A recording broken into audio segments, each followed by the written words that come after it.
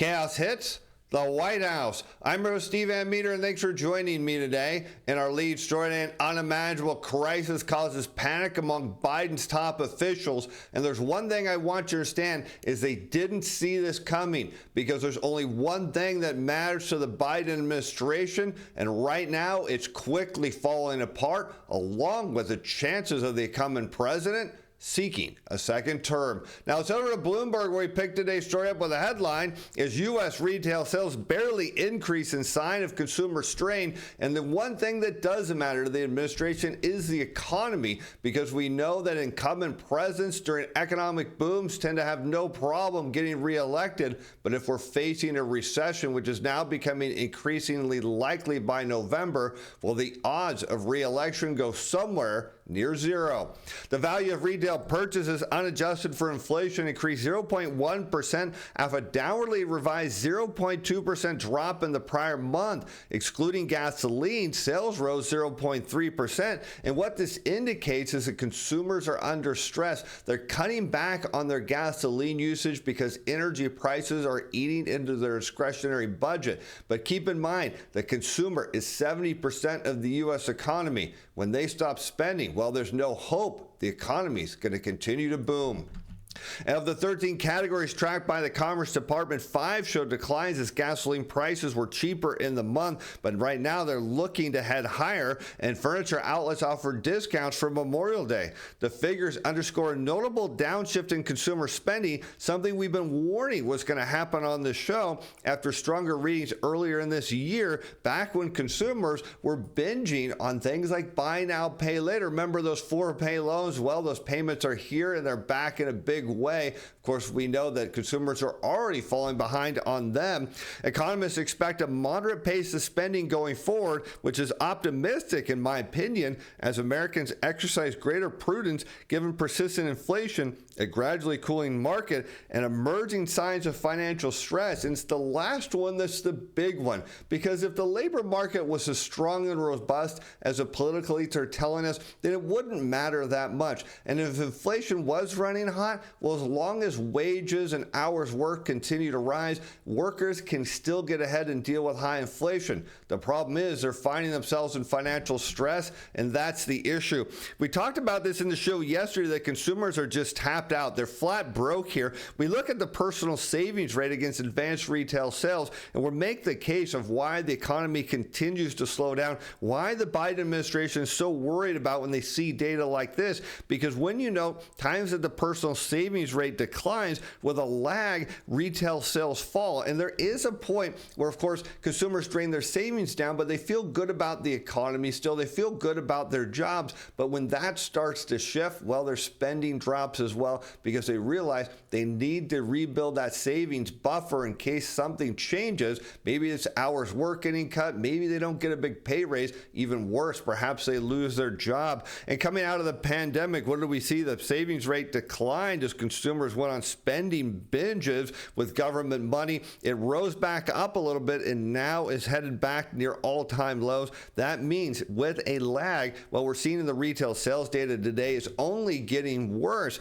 And despite the fact that government is telling us that hours worked are going up, the broad trend of total compensation, as we look at average hourly earnings multiplied by average weekly hours of production and non-supervisory employees, continues to trend down. And we noted in the regional Fed surveys, we continue to hear two important things. Hours worked are actually declining, as are the number of employees. This is a big deal, and again, big problems for the administration. And another one showed up in this headline today, as CTAs to buy $30 billion in oil this week, threatening to drive prices higher. And you might be wondering, how could you have taken advantage of this? How do you beat the machines? I'm going to show you exactly how we alert our subscribers. Here you can see on the 11th, we've now added notes to all of our reports. Here you can see U.S. oil flagged, and I noted this was a low conviction trade, and I said you should pass on this. I told our subscribers, but if you wanted to trade it, well, that's where to set the stop losses. I make it that easy. The next day it triggered again, and now of course you see my opinion change. Oil closing over its 30-day volume profile, giving them the upside target that got hit. Tell them where to hit to set their stop losses, and even better, we track all the trades along the way, and this is the return they saw. Since then, you can see a 1.25% gain, and oil today is heading even higher, suggesting, of course, our subscribers are going to make even more money. You want to beat the machines. You want to get all of that data. Let me help you make more money in the markets. There are 30-day trials. Check those links below. Lock in the price. If you get on the trial, the price stays good for life, does not go up. As separate data on consumer borrowing from earlier this month showed a pullback in credit card balances for the first time in 3 years, as households grapple with costlier debt and delinquencies have continued to rise, which is something we've talked about on the show. And they say it's taking a toll on sentiment. It's not taking a toll on sentiment at all. And yes, of course, people have, of course, negative feelings about being delinquency, but here's the issue.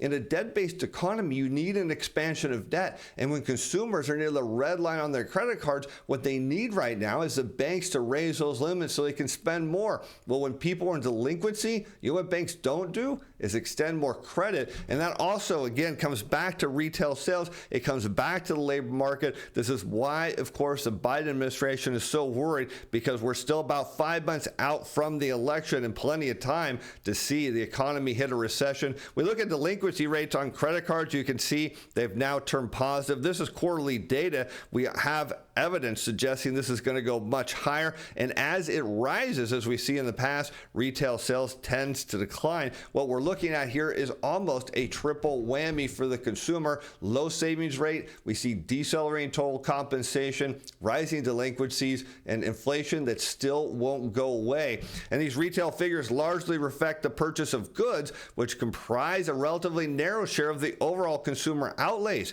And of course, spending at restaurants. So this is a big one, and one you should look at. And bars, the only service sector category of Tuesday's report, declined 0.4%, the most since January. And I want you to think about this, because when consumers are feeling optimistic, when they want to go celebrate, what do Americans do? Well, they tend to first go out to eat. That's a big thing. And here we are headed into the summer months where people travel, they spend a lot of money eating out, and we're seeing declines in restaurants and bars. It's telling you that hope for the economy is going away. And that's why we saw this reaction in the bond market as Treasury yields slide, as weak retail sales show fragile consumer. Of course, you've noted that our subscribers are taking advantage of the bond market. We give them information on that as well, along with other things the reports show. As May retail sales were weaker than estimated, and April figures were downwardly revised. So we keep seeing this trend where the government puts out this data and it looks fairly good, and then they quietly revise it the following month, revise it down again, hoping nobody will notice this.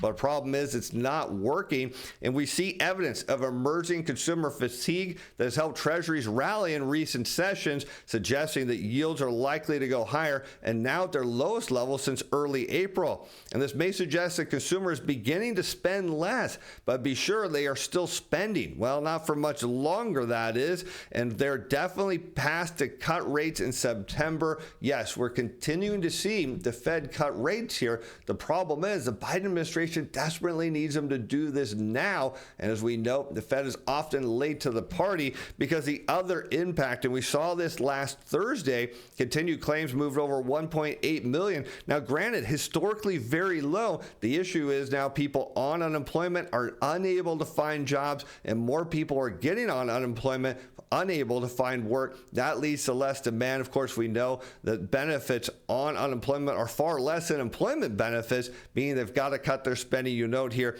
as continued claims rise, spending and retail sales decline. If we start to see an uptick in continued claims, retail sales, we're going to see the bottom fall out of that very quickly. But will the Fed make a move? Well, according to Williams, no chance. As he said, the economy is strong and needs more data for a rate cut. Williams, what do you need more data for? The economy is slowing down in a big way.